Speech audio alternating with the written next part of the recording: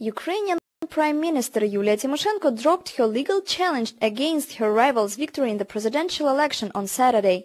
She explained it by saying that the court refuses to objectively examine the provided evidence of election fraud. As presidential candidate, I have come across the machine that by far does not work on the grounds of justice. We see no point in further considering the claim and we are withdrawing it. Afterwards, Tymoshenko left the courtroom through the back entrance and the judges went to a closed meeting, which lasted for 5 hours. Finally, they decided to grant Tymoshenko's request about the withdrawal of her claim and closed the case.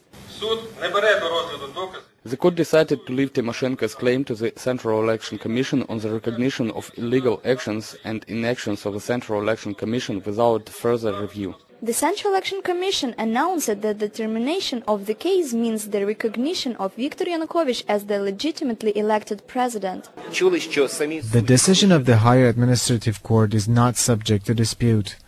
In addition, all of the deadlines have passed in which Tymoshenko could have refiled the complaint. Viktor Yanukovych's supporters were the most satisfied ones afterwards.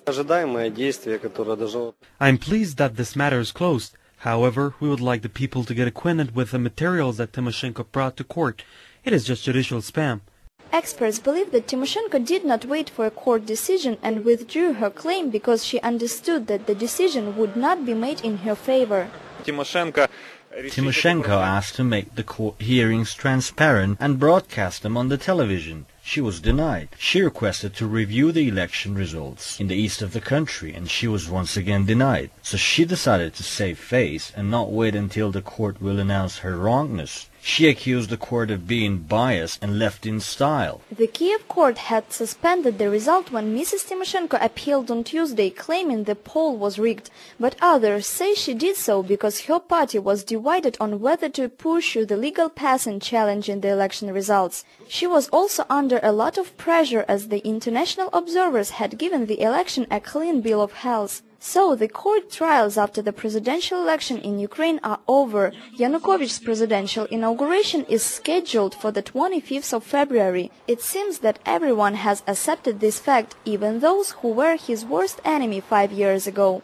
On Saturday, Viktor Yushchenko, the current president of Ukraine, finally congratulated Viktor Yanukovych on his victory, saying that his election to the top job will reunify the east and the west of Ukraine.